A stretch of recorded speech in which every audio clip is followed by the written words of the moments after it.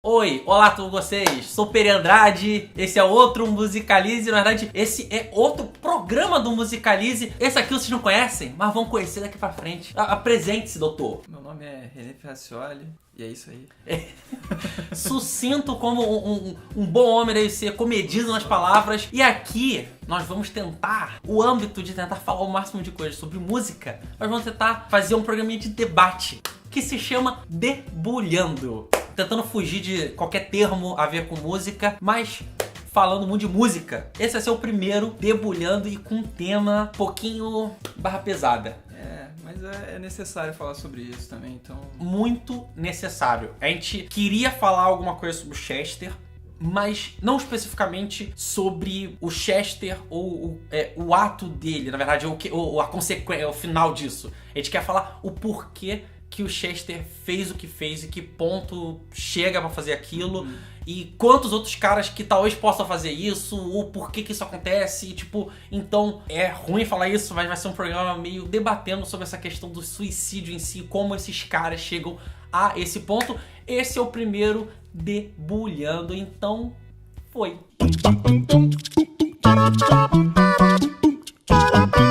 O programa começando, o assunto surgiu, foi quando a gente estava num dia na Comuna. Sim. Local aqui dos jovens do Rio de Janeiro, de pôr de encontro. Nós estávamos tomando as bebidas. Cheio de gente bonita. Muito estilosa, né? Gente Bebida boa. E conversando sobre isso, que a gente se encontrou por acaso no dia que aconteceu isso com o Chester. E a gente começou a conversar e já tava com a ideia do programa já há algum tempo, e falando, cara, por que isso não pode ser o primeiro, ou pelo menos um dos primeiros a ser abordado no programa? Primeiro que, cara, 40 anos, né? 41. 41. Cara, é muito novo. Sim. Pra, assim, vamos pensar em questão de morte em si, sem ser questão de suicídio. Pra um cara desse se despedir do mundo. Qualquer pessoa, 40 anos é muito cedo. E um cara que, tipo assim, ele tem quantos anos de carreira? 17 anos de carreira? Começo dos anos 2000. Sim. Cara, por ali, 2000, 2001 que... Se eu não me engano, o Hybris Theory é de 2000, eu acho. Mas assim, a banda foi estourando até 2001. Sim. Aí, consequentemente, Meteora em 2003. E por mais que pareça ser muito tempo de estrada já, mas o Linkin Park era uma banda muito recente. E o cara era muito novo pra justamente, sabe, morrer. Simplesmente, esquecendo a questão do suicídio. Ele deixou 6 filhos, se eu não me engano, de 2 casamentos. Sim, eram duas mulheres que ele teve. Eu não sei qual foi o que aconteceu entre um casamento e outro. Mas são 3? Você sabe se são... Não sei, mas eu de também qualquer maneira são 6 filhos aí. Pensando pelo fato de que o pai deles morreu por esse motivo, é muito tenso. Sim. O maluco de todo é justamente por ele ter vindo muito próximo da morte de outro cara, outro ícone, que também morreu muito cedo, por mais que um pouco mais velho que o Chester, mas pelo mesmo motivo, e o Chester ter feito isso no dia do aniversário do Chris Cornell. Que foi outro, inclusive, eu fiz vídeo falando dele aqui no canal, mas foi um vídeo mais falando especificamente da minha relação com o Chris Cornell e tal.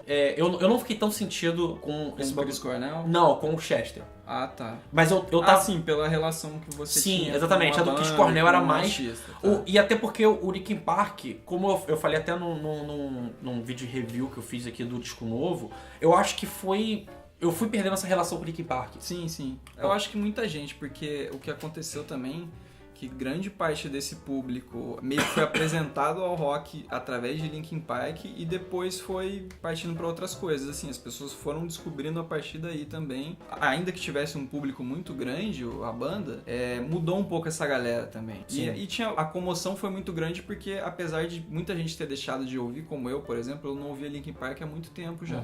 Mas assim, essa relação lá atrás foi tão forte que, tipo assim, hoje em dia, mesmo muita gente não ouvindo mais a banda, tipo, todo mundo ficou muito sentido, porque, tipo, teve uma importância, querendo ou não, assim. O cara ter te tocado de algum jeito, e você vê que o cara, tipo, acontece uma coisa tão horrível com uma pessoa dessa, vai te mexer. E assim, um outro fato, talvez, porque não só esse distanciamento, mas é porque no fundo do meu coração, é muito ruim falar isso, mas eu tinha muito de que talvez acontecesse isso com outra pessoa, do rock. Eu tinha medo até que fosse alguém do grunge, propriamente dito, próximo ao Chris Cornell. Acabou sendo próximo ao Chris Cornell, mas quem eu não imaginava. Infelizmente, eu acho que isso vai continuar acontecendo. E isso talvez seja até o grande mote desse programa aqui.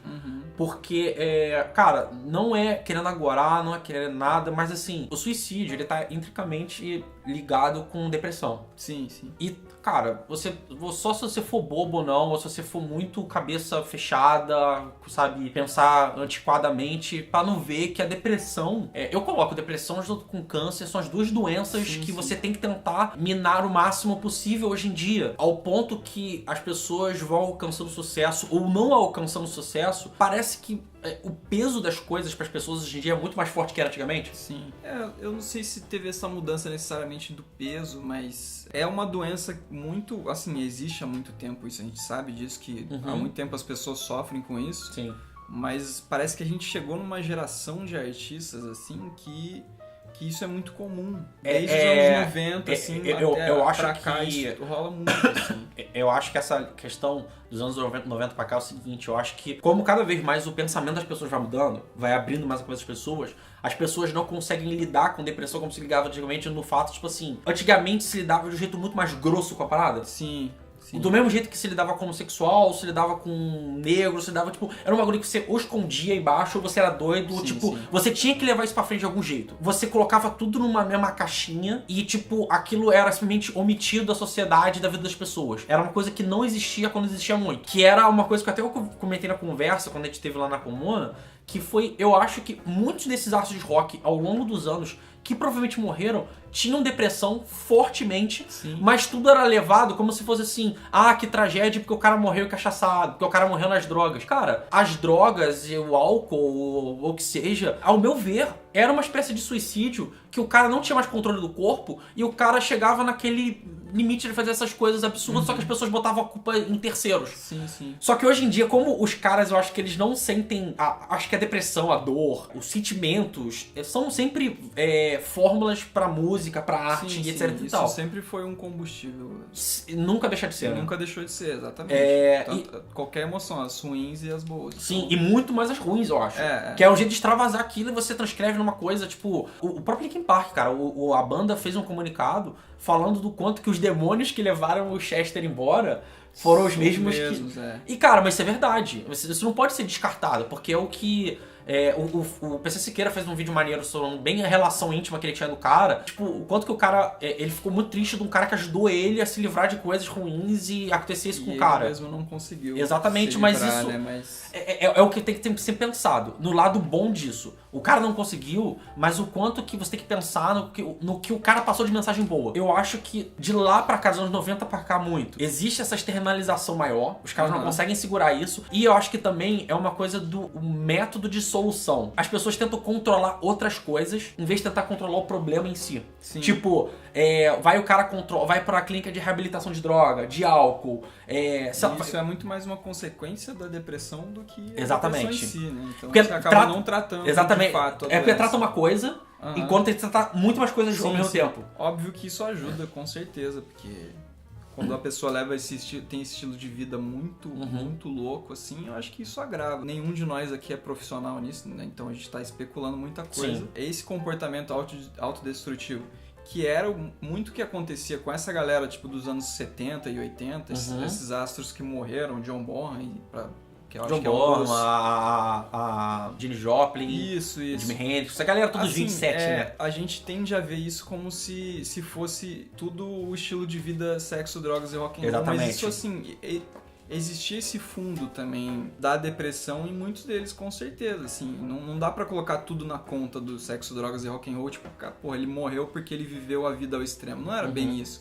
Era fugir do controle também, entendeu? O documentário da Janis Joplin, pra quem não viu, veja, é bem bom esse documentário. Tava vendo com a Mariana, minha namorada, e tipo, cara, teve um momento que a gente meio que começou a chorar, assim, no minha metade do documentário. Várias horas tem umas cartas delas escritas e mostra o quanto que ela sofria, cara. E sofria, assim, de jeito muito, muito foda. Então, cara, de novo, as pessoas agora, não sei quantos anos depois da morte dela, fazendo um documentário, tipo, esmiuçando a vida dela, vendo tudo. Tipo, agora começa a ver, ela tinha muito problema. Mas na época, ela simplesmente era doidona. A Janis Joplin é muito doida, muito... Eu acho que, assim, faz parte um pouco da mitologia do rock existir o sexo, drogas e rock and roll. Eu acho que até, talvez, pela questão mais da atitude, eu acho que das mensagens que era passado, deve-se existir isso ainda, mas muito, a gente não pode ficar glorificando demais isso. Não, de maneira alguma. Até porque, tipo, justamente, vamos pensar por esse lado do cara astro de rock and roll hoje em dia. O próprio Linkin Park, o cara vivia com esses caô. Ele ia e voltava de clínica de reabilitação, igual o próprio Chris Cornell, que era um cara que eu nunca imaginava que ia fazer isso, mas também nunca imaginava que o Chester ia fazer isso. Vamos pensar agora o último disco. Cara, o último disco foi muito fraco. A banda já não vem fazendo um sucesso tem alguns anos. Vai que isso, mais o fato de ter perdido um amigo dele muito próximo, mais outros problemas que a gente não saiba, Sim. acarrete a coisa, o peso da vida que ele... Porque assim, deve ser um peso muito grande o cara ter uma vida dessa. O cara, por mais que ele almeje ter uma vida de sucesso, de glória e tudo, mas tem sempre o lado ruim, o lado tipo... Principalmente das críticas. Cara, por mais que as pessoas aprendam a lidar com as críticas, ninguém nunca vai estar totalmente 100% preparado pra isso. Porque é isso que você falou, tipo, você como artista, você quer o reconhecimento do seu trabalho, com certeza, assim. E não importa, eu acho, o ponto da sua carreira que você vai estar, se você já se consolidou, como foi o caso do Linkin Park, já era uma banda consolidada, já era uma banda muito grande, já.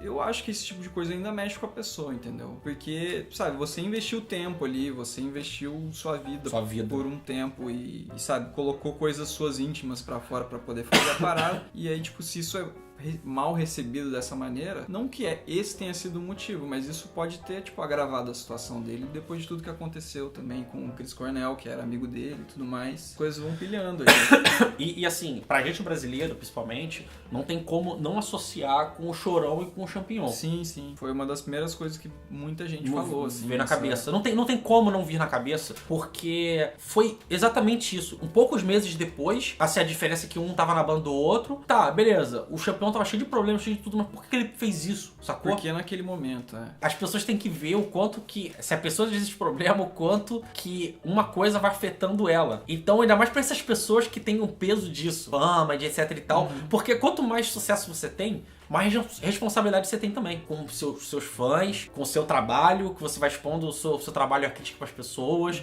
A sua vida pessoal, você vai tendo mais grana, você vai tendo mais conta para pagar. É isso. Quanto mais sucesso você faz, mais isso influencia na sua vida pessoal também, sabe? Você não vai conseguir levar a mesma vida que você levava antes. Você não vai, tipo, conseguir sair na rua sem ser reconhecido ou fazer muitas coisas que você fazia antes também. Tudo muda. E tem gente que consegue levar isso numa boa e tem gente que não consegue, e é compreensível não conseguir levar, porque cada um tem a cabeça de um jeito, cada um tem os próprios problemas e... Pra haver um pensamento simples e puro, por que o cara pensa em fazer um negócio desse e que, cara, talvez será que não tenha outros que pensem disso? E assim, essa coisa que chegou a comentar de existe tratamento para as coisas, mas não existe pra depressão. Então, a única válvula de escape pro cara chega no limite, que a vida dele é tão controlada, tão perfeita pra que tudo dê certo, é o cara se matar. E o cara tá na estrada. Existe uma hora, várias horas, que ele vai ficar sozinho. Sim. Ele não vai ter um controle totalmente da situação. E ainda mais se existir uso de entorpecente, outras coisas que façam com que o cara fique viajante ou não.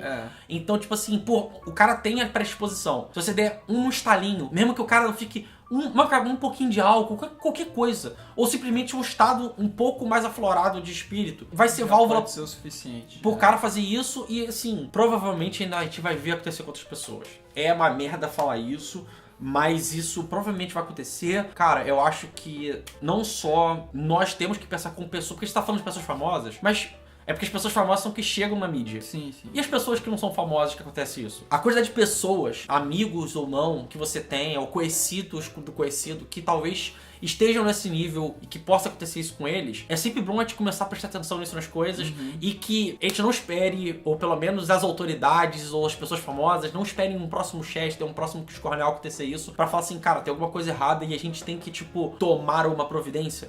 Tentar, tipo... Tanto que a própria banda fez um bagulho muito foda que eu achei, que foi transformar o site num negócio de auxílio ao suicídio. Então, tipo, o papo era meio que soltar sobre essa coisa que não foi uma coisa, tipo, o cara não era um doidão que tava fazendo isso à toa e que, tipo, deve ter muito problema e que... Cara, e o quanto que, tipo, só pra não ficar também, eu acho que uma coisa totalmente triste e, tipo... Cara, o Linkin Park, por mais que ele não seja a minha banda, que eu escute até hoje, esses últimos álbuns, não venho acompanhando, mas os 3 primeiros álbuns, pelo menos, foram álbuns que eu escutei muito. o primeiro e o segundo, então... Com certeza.